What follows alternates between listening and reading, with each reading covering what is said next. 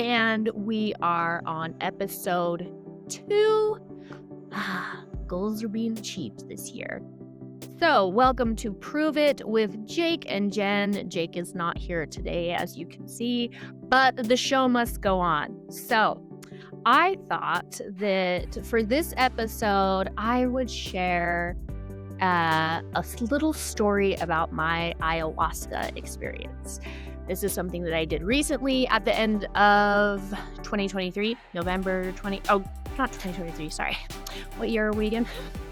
At the end of 2024. So November 2024, I went and did ayahuasca in Peru, and it was awesome. I figured that since this was a recent experience, and since I've been asked multiple times about it, this would be a good way to share what I experienced there. And at some point, Jake will have to tell his side of the story and what he experienced there as well, because I dragged him down there with me. So just to give a little bit of a backstory, I would say over last part of 2023 throughout 2024, I deep dove into self-help and spirituality. I think a lot of little things were kind of leading up to that over the past decade. But for whatever reason, 2024 was this complete dive in of wanting to understand how my brain works, wanting to understand how to heal from past traumas, understanding my limiting beliefs about myself, and all the things. So towards the end of 2023, had this experience where some things surfaced for me, and it was a slap in the face. I remember thinking, holy shit, I have some major limiting beliefs about myself that I have not healed from. And so it was in that awareness that I realized I need some help.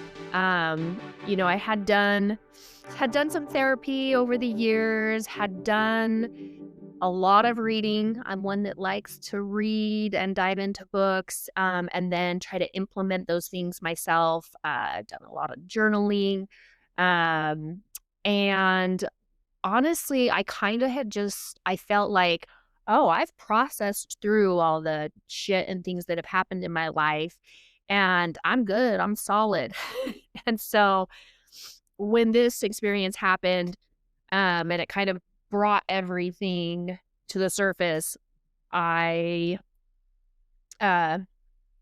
took me back, honestly. I had no idea how much I was holding on mentally, how much I was holding on physically, like within my body. And then kind of looking back over some experiences, it just brought so much clarity around so many different things. So not to delay any further, one other thing that I think is worth sharing that kind of gives insight as to why I ended up at an ayahuasca retreat, is because the biggest limiting belief that I held about myself was that I was unlovable. And in discovering that through some root cause coaching and therapy, that was a hard realization to come to. And I think in all of the work and the effort that I've put into understanding how my brain works and understanding why I chose to believe into these things and what sort of events happened over my life that contributed to this, it's it's helped me be able to create new patterns for myself, so that I don't continue to make decisions that reconfirm those limiting beliefs. Um, and it's also helped me to um, choose into things that can help me restructure new belief systems for myself. Uh, so with ayahuasca, I kind of felt like it was um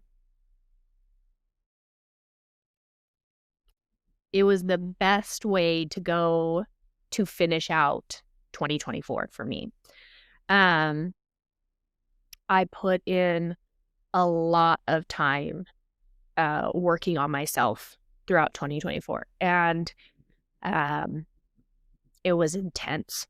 A lot of hours spent diving in to my mind and how it works, and diving into past traumas, past heartaches, past hardships, current hardships, um, and doing the work to understand, why I think the way that I think, what sort of patterns of behaviors do I have that continue to promote that, how to shift and change that.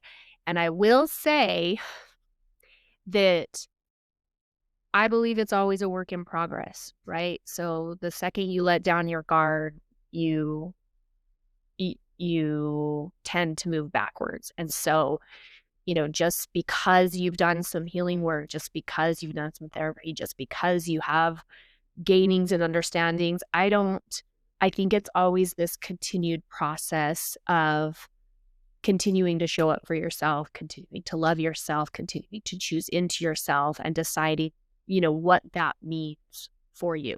So here we go. Ayahuasca. I'm going to try, this was in November. And so you would think everything would just be like top of mind, and I would have, um, I'd be really good to give you like play by play exactly how everything happened. Unfortunately, my memory sometimes is a bit scattered.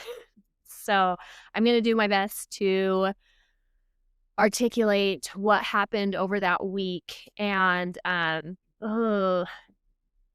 try to keep everything in chronological order, and not jump around too much. So Jake and I, kind of like last second, booked this trip to Peru. I had been looking into ayahuasca for some time, and they say that Mother Ayahuasca kind of calls to you.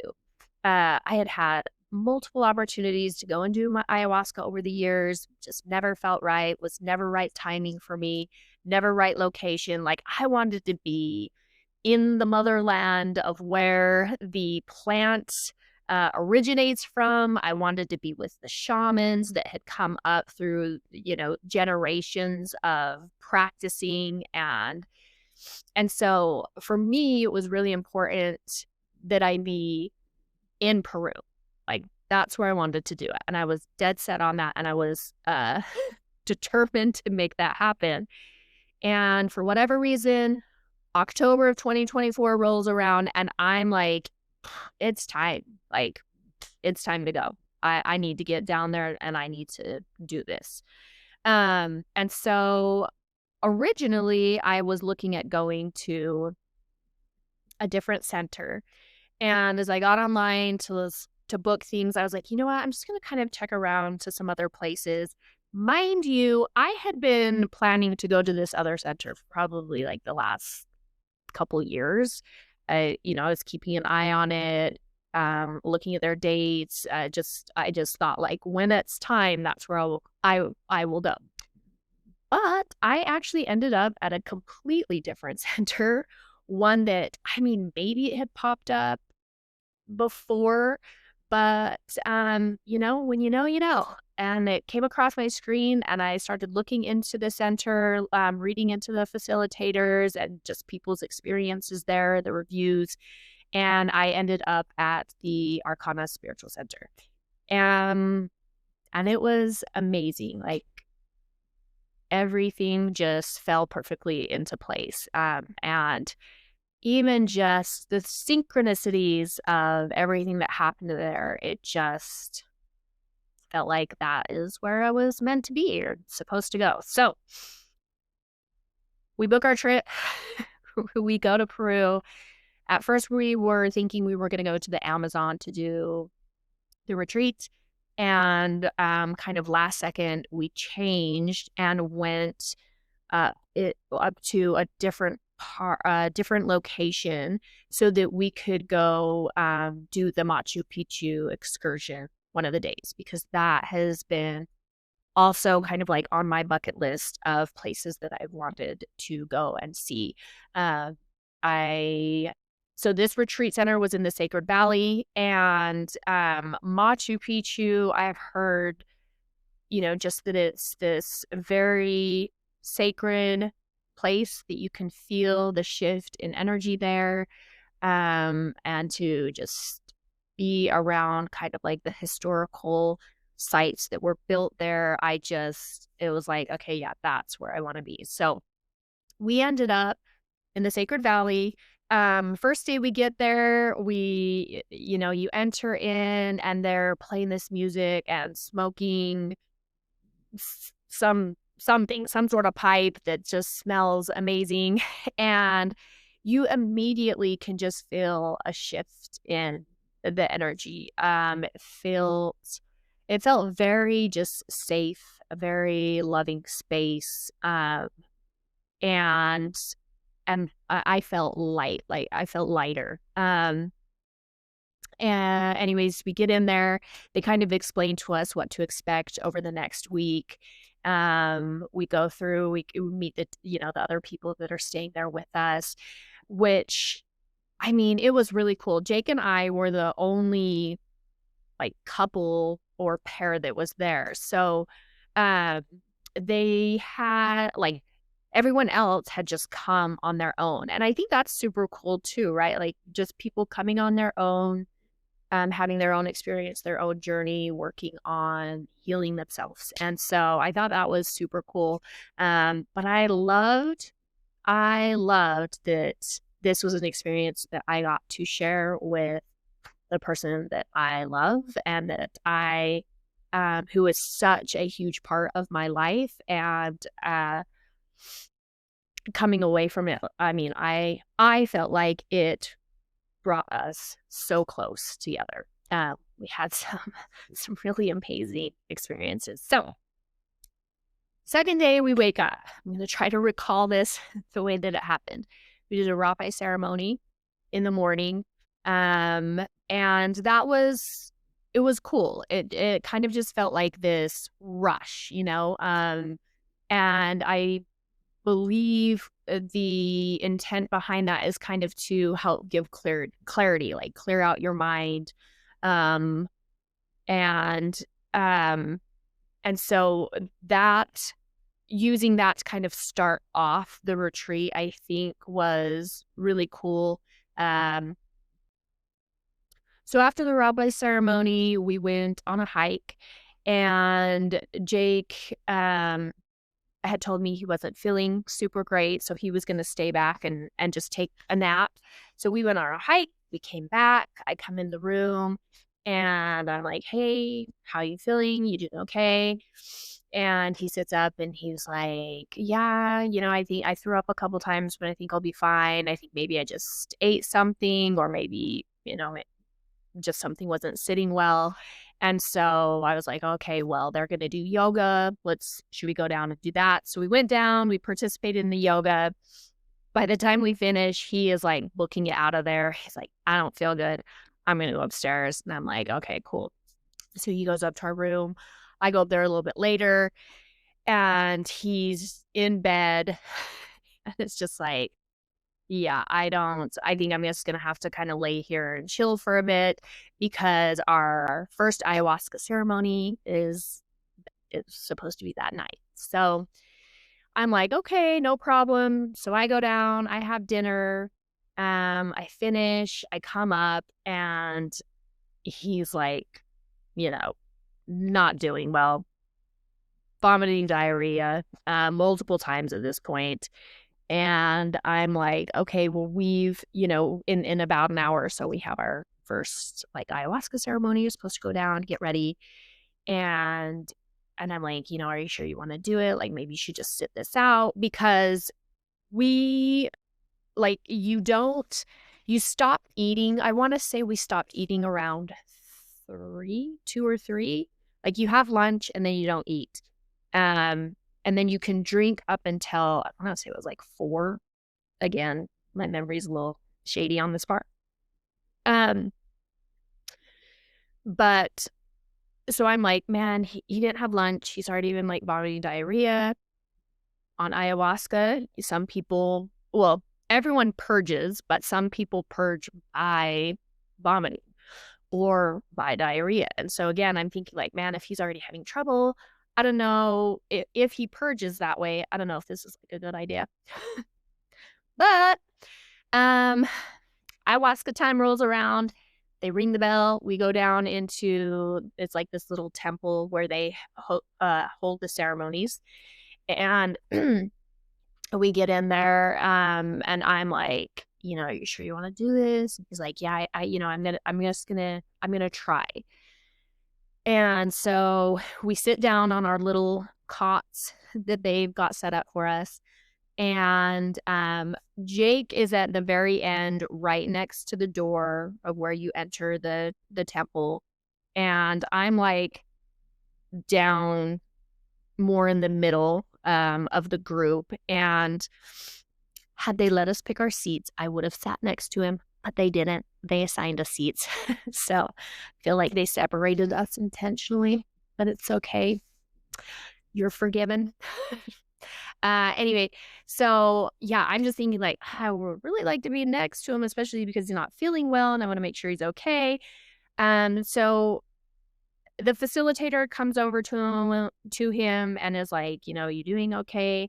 Anyway, Jake gets up, he looks over at me, and he's like, "I'm just gonna go sit this out." And I was like, "Oh, okay, actually, phew, feel relieved. Don't think this is probably the right time for him to be doing this if he's not feeling well." So he leaves and he goes upstairs, to our room, and they start the ayahuasca ceremony. So you I mean, it's beautiful. Like, the ceremony in itself is just really beautiful, and, they're smoking their pipes, and, they come around and kind of do, like, this blessing, to each of you beforehand, and then you go up and you sit in front of the shaman and you drink your first cup of ayahuasca, and then you go back, like, you place your intentions into this cup, right? So before we came, we had written down our intentions for why we were coming to ayahuasca, what we wanted to get out of it, and so you put your intentions into the drink, you drink it, and then you go back and you sit down, and then they turn off the lights. You are sitting in the dark, pitch black, for, I would say, probably a half hour where it's just silent, and you're waiting for the medicine to work through your body. And I'm sitting there, and all of a sudden, I start hearing, like, natives singing in the distance. Um, And I remember it's like I'm hearing it and I'm kind of like moving to it, and then all of a sudden I'm thinking to myself, "Wait, is this actually happening, or is this part of the ayahuasca medicine?" You right? Like, am I hearing things, or are there actually natives singing in their native tongue right now?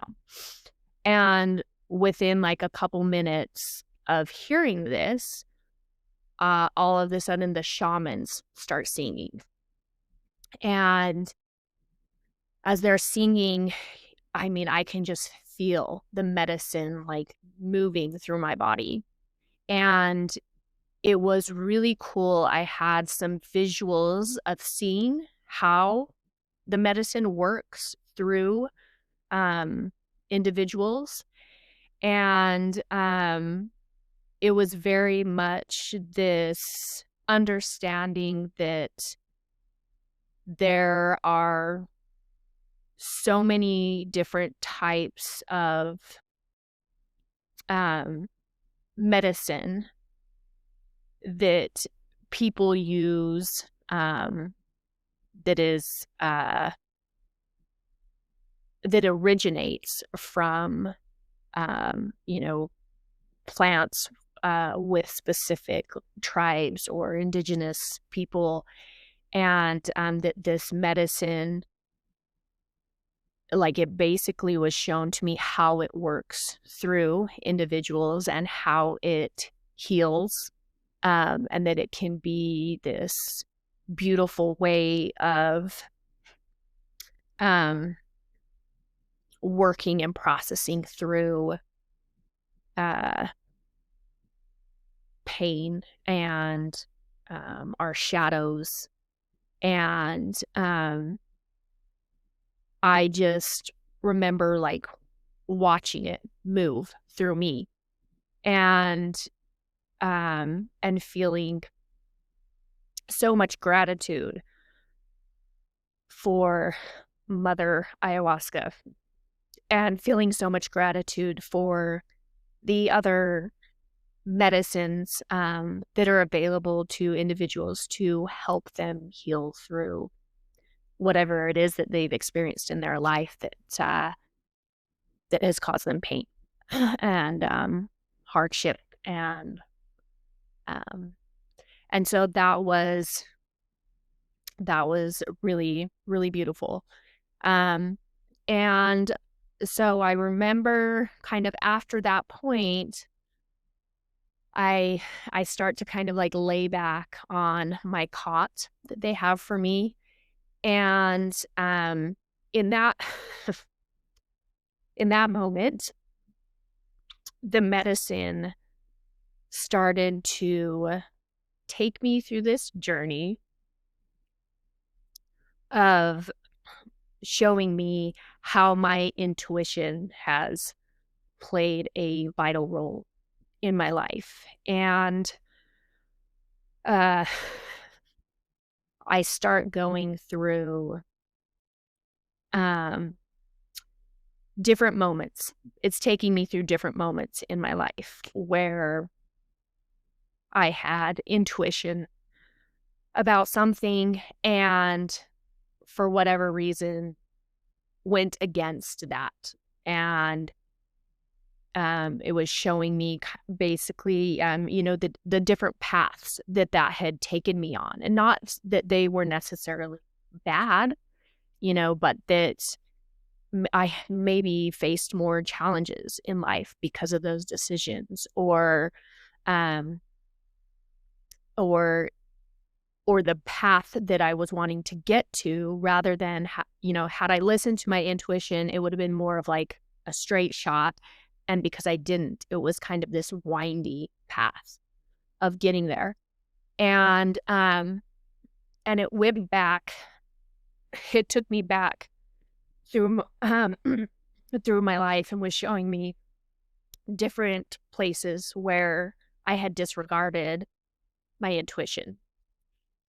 And so as I'm going through this journey, I all of a sudden kind of just sit up and feel like I'm very much with it, like medicine has worn off. And I have this thought come to me that's like, hey, you need to check on Jake. And I'm thinking, oh, is this me trying to get out of doing the work? you know, I'm sitting here with the medicine, trying to go inward and work through my shit, and I'm getting distracted.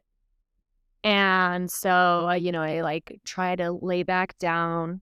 I kind of go back into my journey, and then again, I sit up, and I start hearing Jake walking above me. And so like the temple, there's nothing above the temple roof. But I can hear him walking around, and I'm thinking to myself, like, why is he out walking around? And then I'm thinking to myself, okay, well, there's someone out there if he needs help. And then I'm thinking like maybe I should go check on him. And I'm like, no, you are totally trying to distract yourself. Like, get back in there, do your journey, figure out why you keep dismissing your intuition. And so I go back into my journey. And you know, we're we're going through this process, and I again pop back up, and I look over towards the door and I see Jake standing there. And I'm like, "Oh shit. He actually must need help." And I'm looking over and staring at him, and I'm kind of like put my hand up to wave, and when I do, like, he's gone. He's no longer there, and I'm like, "Oh my god." I'm like, "I must be hallucinating." Um and so, I'm thinking, okay, well, maybe he's on my mind a lot. I'm obviously concerned about him, want to make sure he's doing okay. And and so I'm like, I need to just focus in, like, this is not more than a 4-hour process. You'll be fine. Just need to go back inward. Um, so I lay back down, continue my journey. Continue on my journey of discovery about why I don't listen to my intuition. Ironic, isn't it? Um, so we finish our ayahuasca session, and we sit up, and the facilitator comes around, and I'm like, hey, he's asking me like, how was your session or ceremony? How was your ceremony? And I'm like, you know what? It was great. But to be honest, like, I had so many moments throughout their ceremony where I was feeling like Jake needs me, or, that I need to check on him, or whatever the case. And so I am feeling a little bit panicked, and I would like to go check on him now. So the shaman's like, well, I'd like to come up with you to give him a blessing. And so I'm just like, okay, yeah, let's go make sure that he's doing okay. So we leave, me, facilitator, the shaman, we go up, we get to the door. And as soon as I open the door, I just like the smell of sickness, right? Like, I could smell it.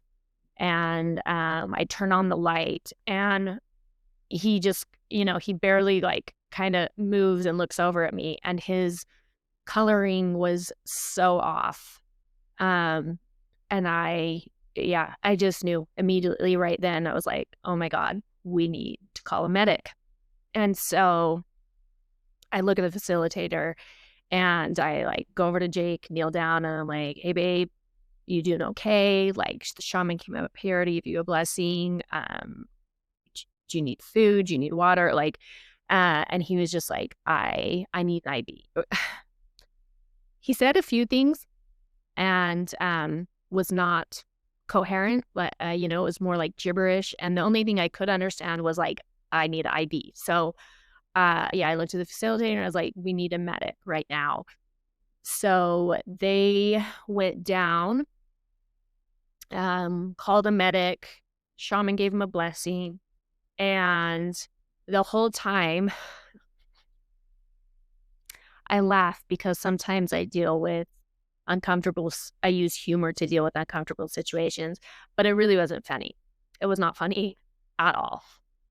Um, but yeah, I kneeled down by his bed, and I the whole time I'm just thinking, like, my journey was about listening to my intuition, and I didn't. And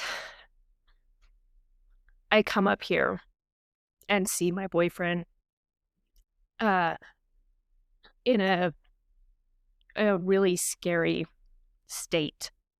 So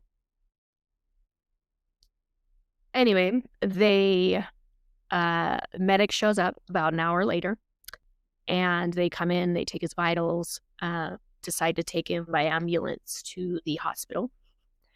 How we got him in the ambulance, I have no idea. Like, the man just pulled strength out of nowhere. And I'm just thinking, like, if he collapsed, we're both going down because, I had him, like, he's leaning on me, and I'm walking him up to the ambulance, and I'm just thinking, oh my gosh, uh, this is not good.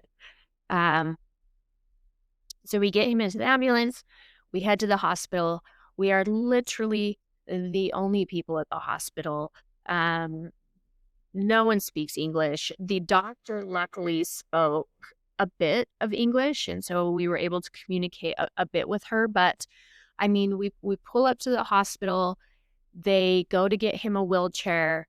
I go into the back of the ambulance to sit with him, and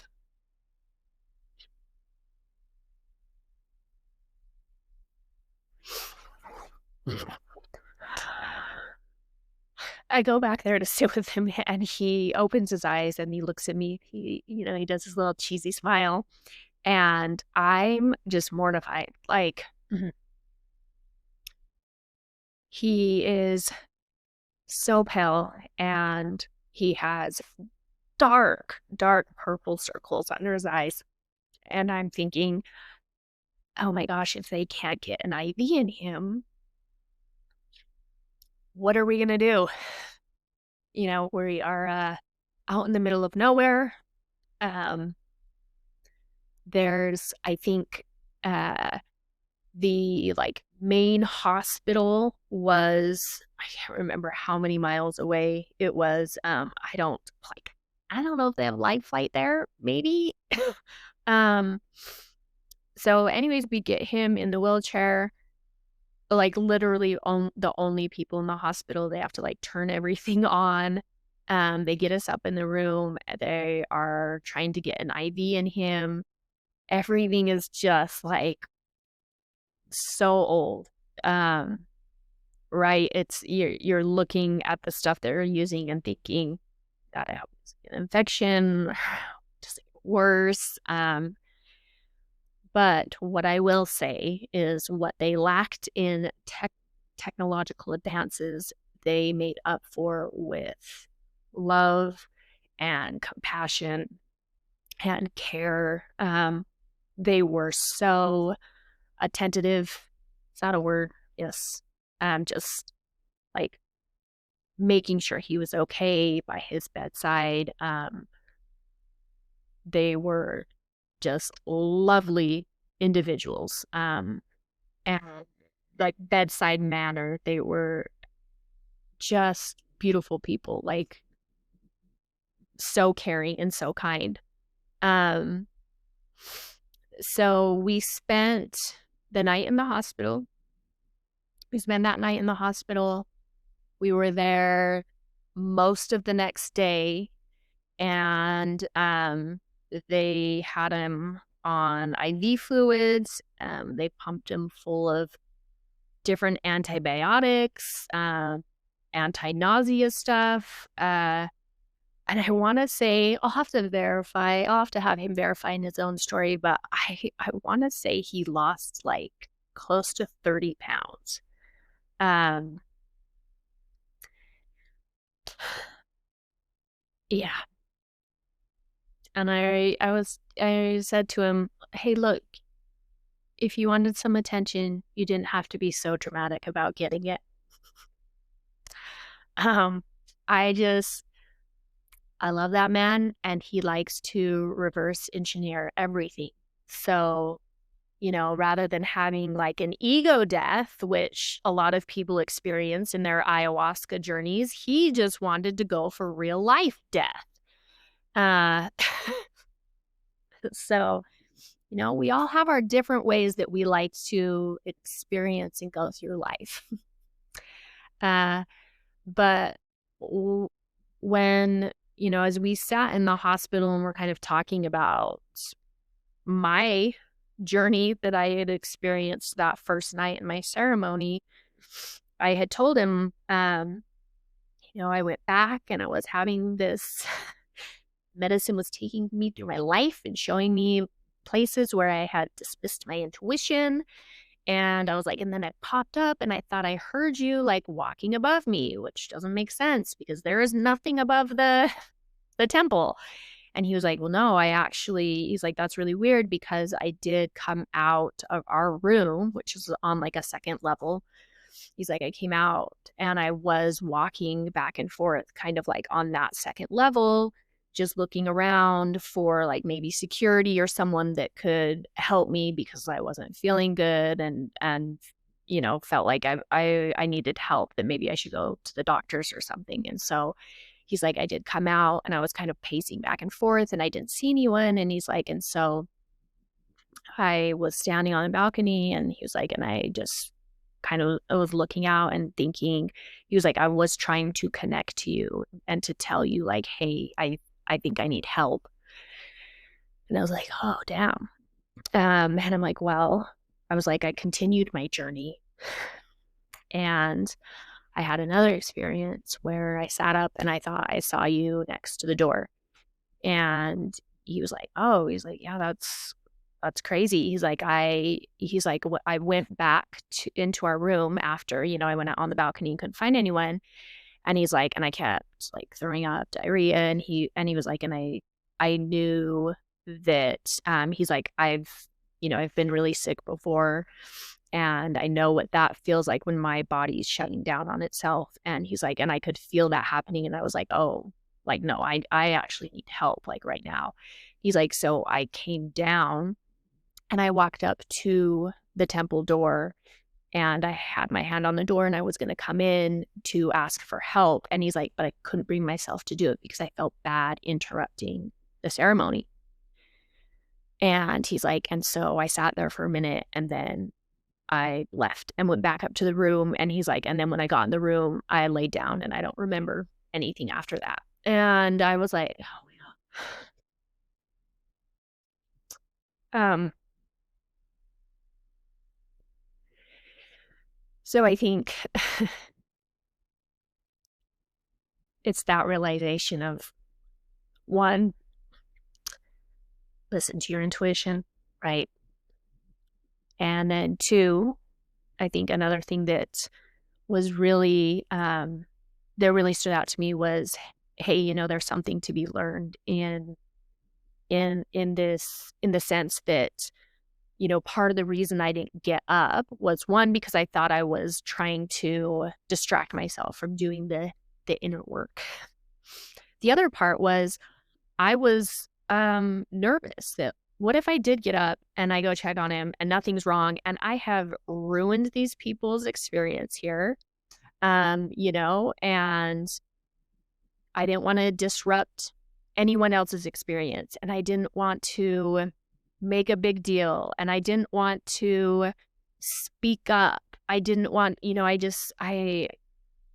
some ways for me, it was this realization of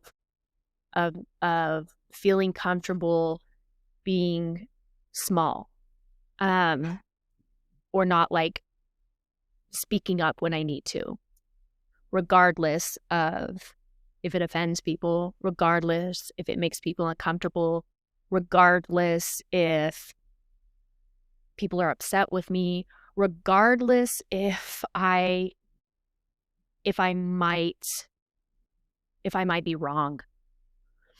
But if it's something that I feel and in my gut feel called to do, regardless of whether it is completely 100% accurate, I should act on those impulses, right? And so there was a big lesson in that too, that like, hey, sometimes you're gonna have a gut feeling to do something and maybe it makes people uncomfortable or maybe it is disruptive to an environment or maybe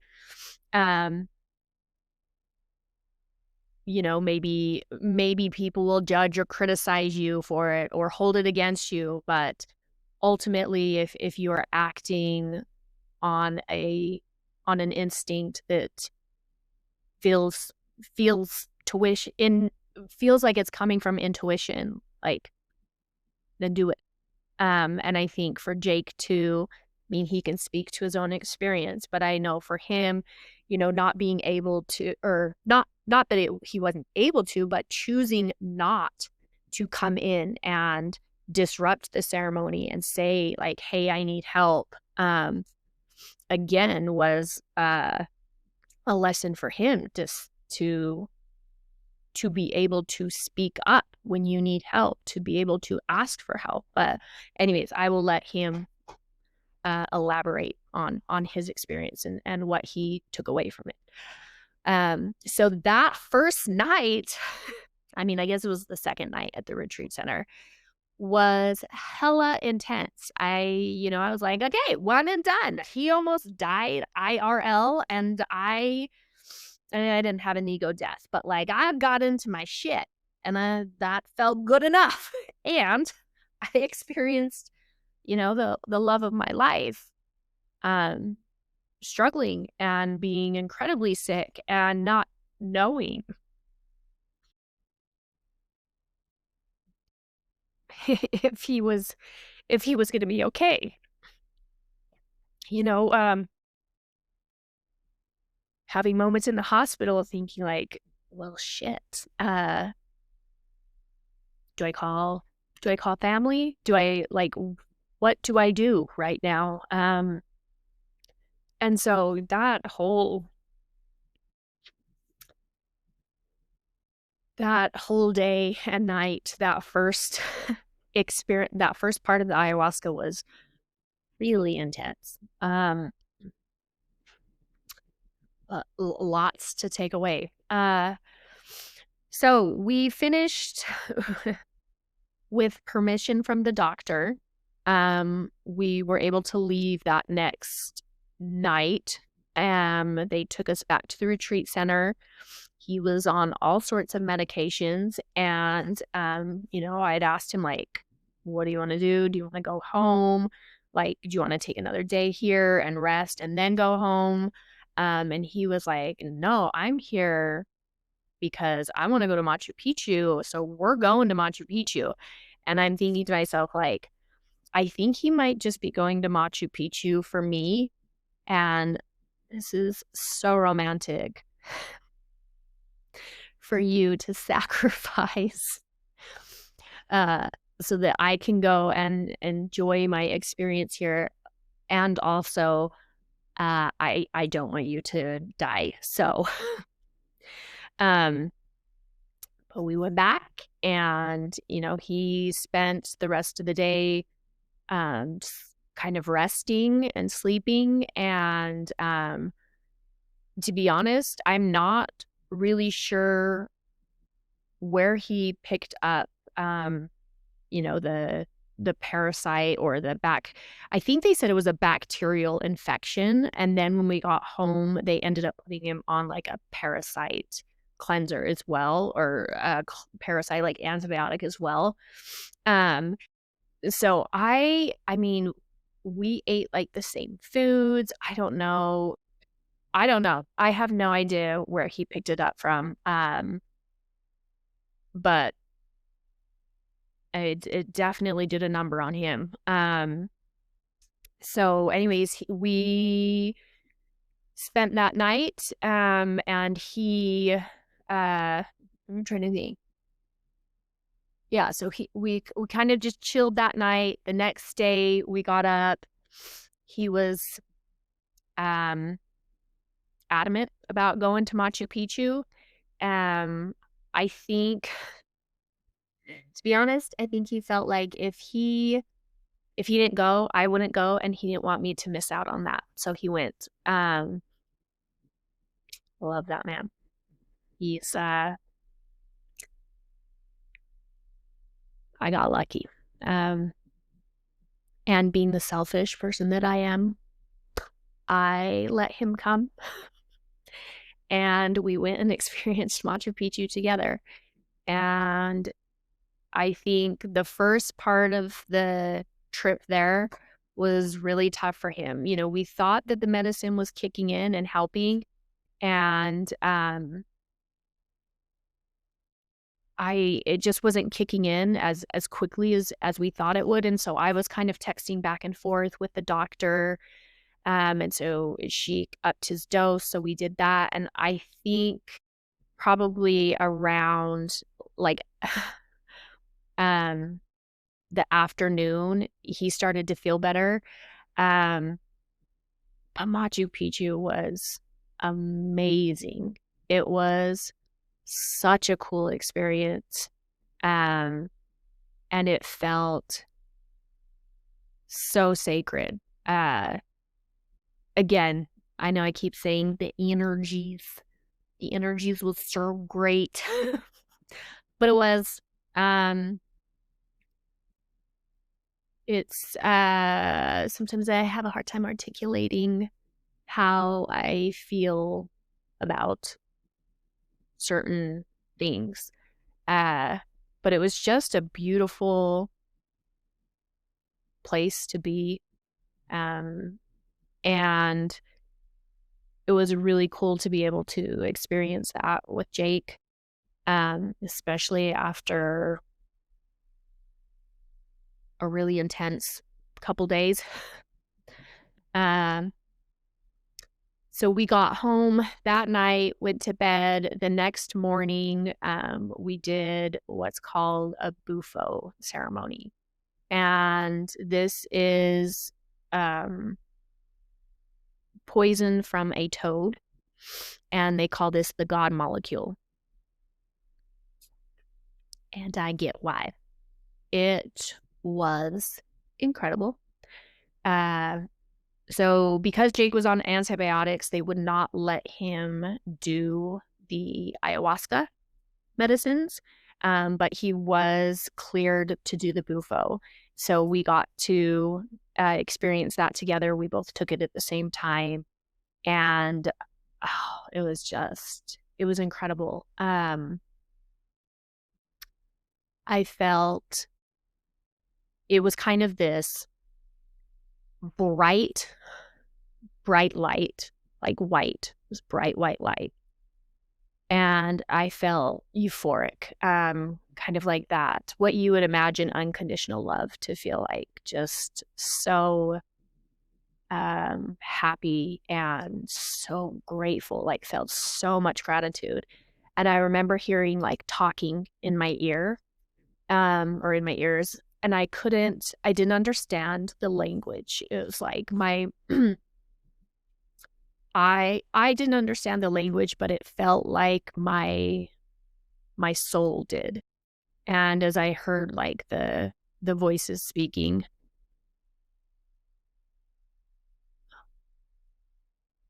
okay, sorry, I was talking about was true.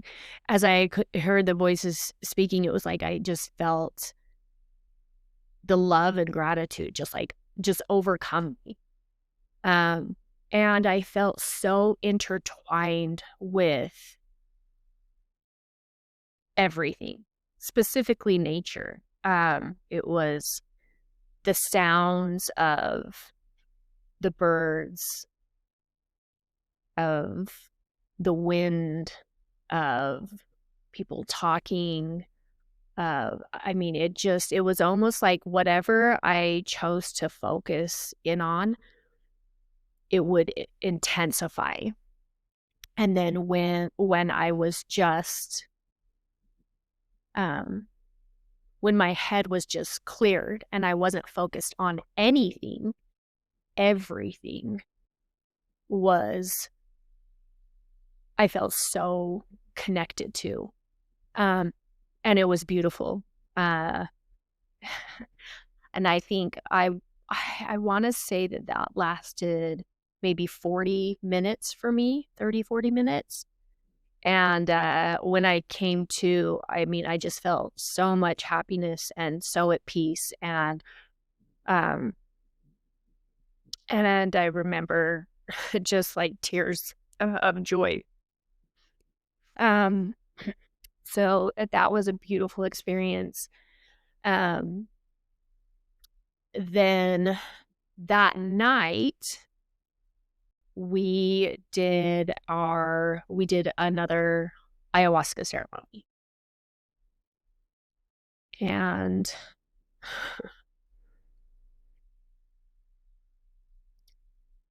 um Jake was not able to participate in taking medicine, but he was able to come in and sit in the ceremony. And we got in there, and ceremony starts. I take my cup, uh, and as I'm going back into the medicine, I just feel like darkness. I feel like these three entities kind of approach me, and very much feeling like uh, this like desire to enter into my body. And I'm thinking to myself, like, oh, okay, that, this is the medicine. Like, I need to allow the medicine to work through my body and da da da.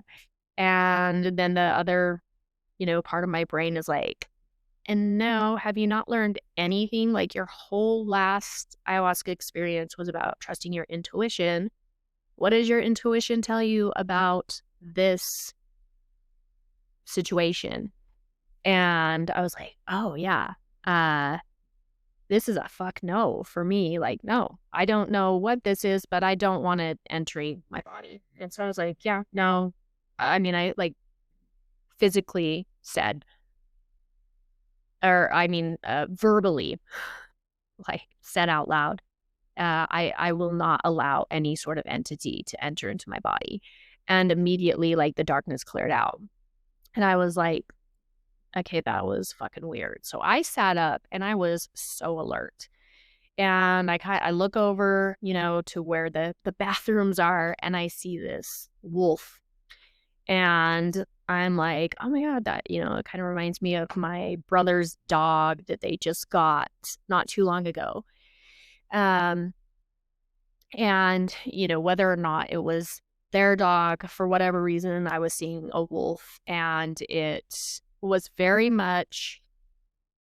felt like it was very much aware of what I was experiencing, and there as like a protective um, guide, but also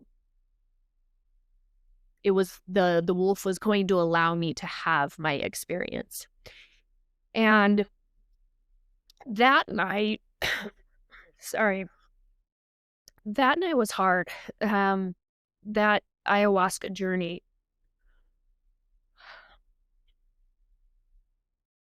was intense. I felt like I was seeing the patterns in my life that have kept me um, in these limiting belief systems of feeling unlovable and feeling, unworthy, feeling not good enough. And so the whole journey was like this constant pounding and repetitiveness in my head of these are the patterns that contribute to this, and this is where you've done it, and this is where you've done it, and this is where you've done it. And so it was kind of like just seeing my brain working and replicating these patterns over and over again. And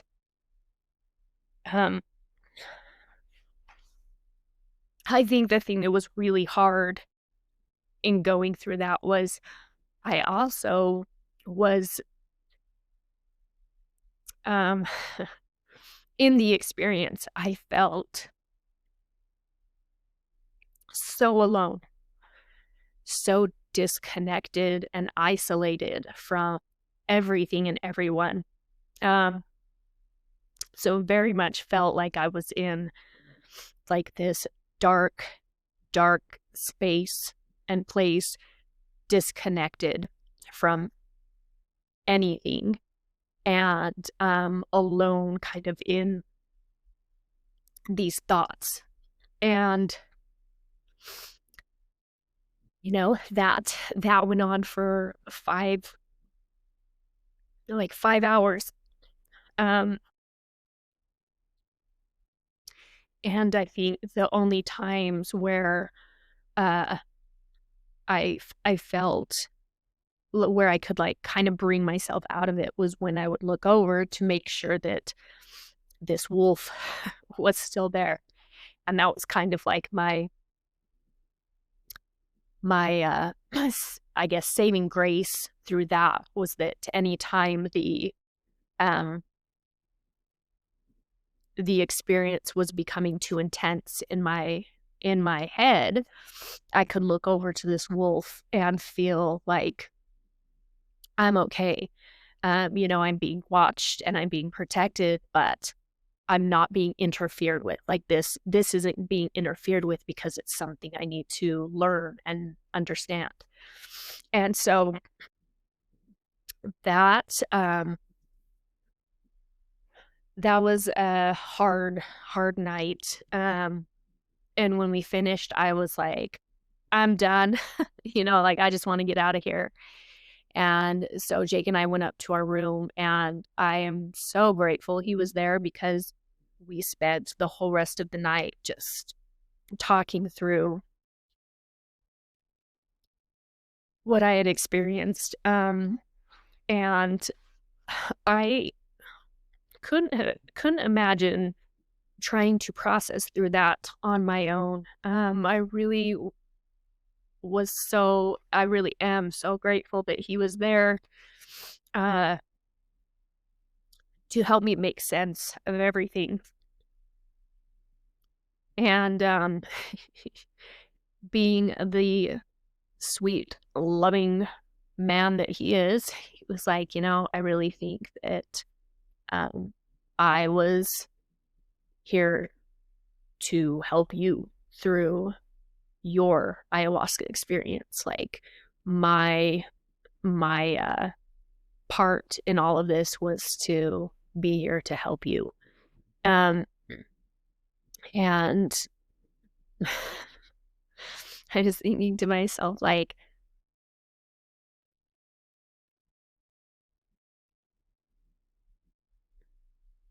you know, he almost died on the first night, but he went to Machu Picchu with me to make sure that I could experience that. And he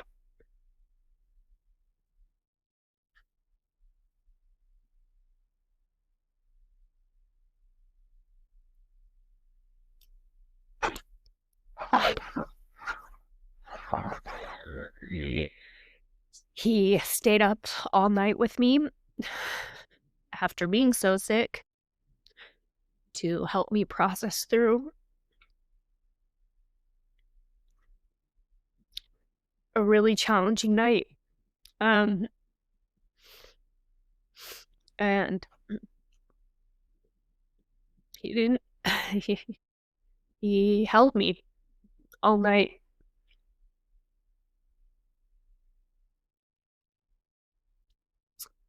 Um, so that was a really, really challenging night, and also a um, moment that I feel like really brought us closer together. Being able to be so vulnerable with him, and allowing him to help me.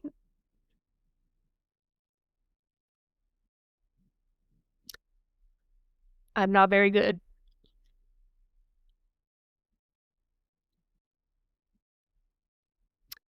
at one, showing weakness, and two, displaying vulnerabilities, and 3, asking for help. Um,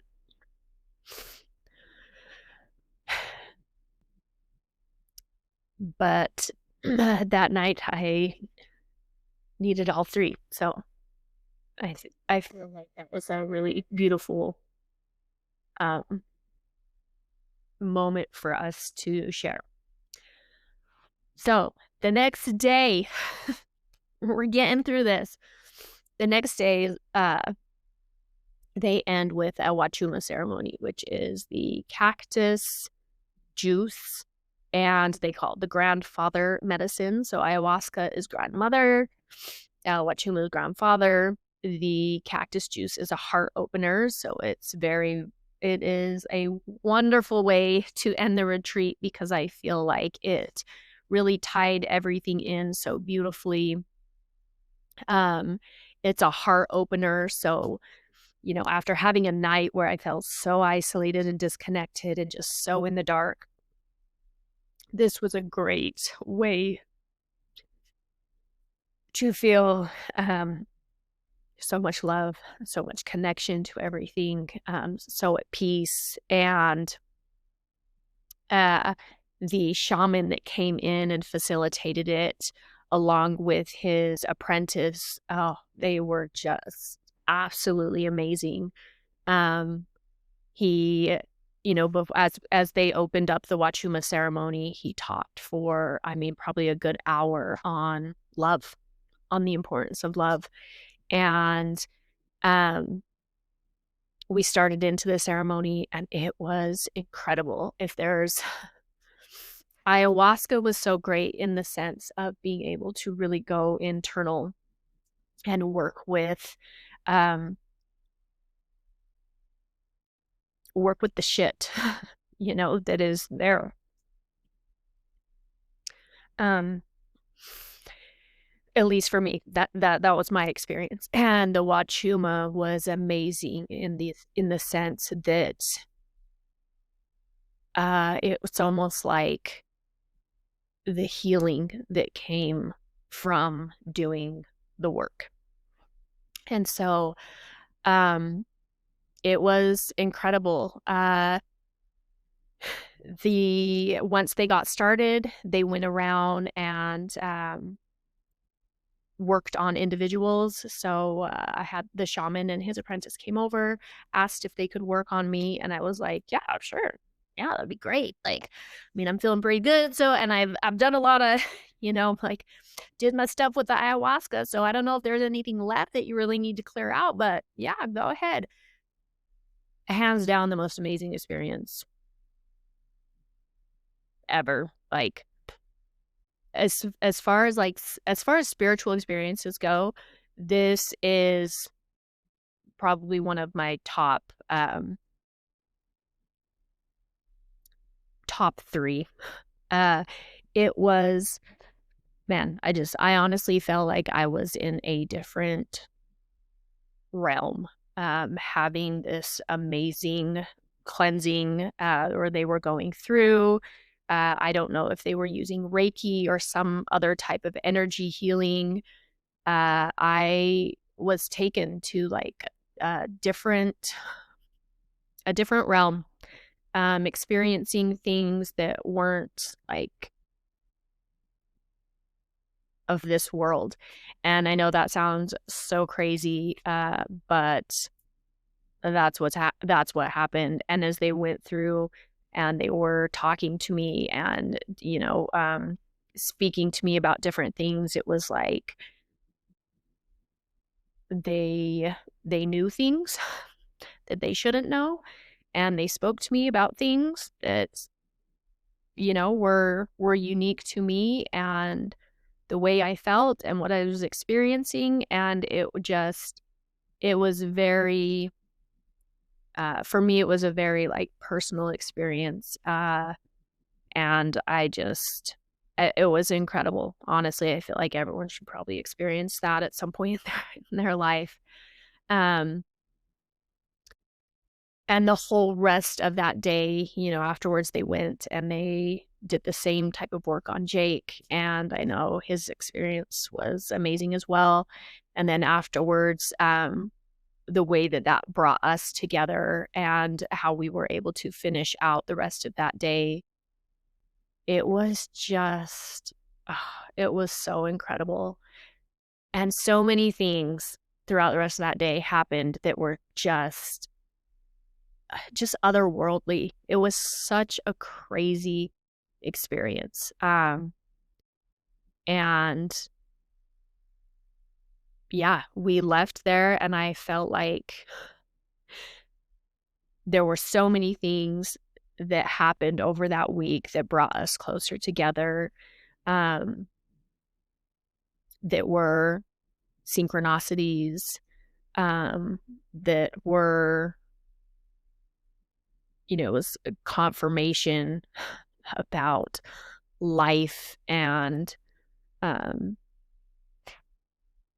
and beliefs. And I just, it was incredible, an incredible experience. I know that there's been people that have gone and they've done ayahuasca and have not had a good experience. I credit my my experience and what happened largely to the facilitators and the shamans that they had. I do think that that makes probably a huge difference in, what happens. I also think it is also very much a personal journey, and so, it's your intentions, it's what you go in with, your expectations or the lack thereof. I j you know, but I would recommend that to anyone. I think it was incredible. So there you have it. Episode 2 done. Um, I don't know, maybe episode 3 will be about Jake's experience, but maybe that will be down the road. Uh, but there we go. See you on episode 3. Mm.